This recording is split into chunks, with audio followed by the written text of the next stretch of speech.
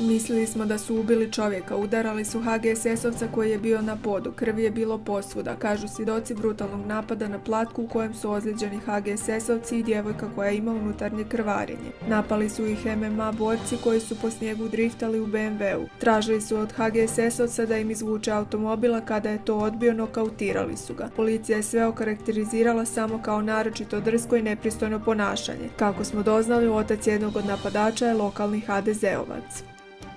Srbija će morati na neki način priznati Kosovo, rekao je predsjednik Zoran Milanović na konferenciji za medije uz novu slovensku predsjednicu Natašu Pirc-Musar. Srbija je ostala bez Kosova, nije ga dobrovoljno dala, izgubila ga je u ratu, dodao je. Kazao je i da između Beograda i Moskve nema nikakve ljubavi.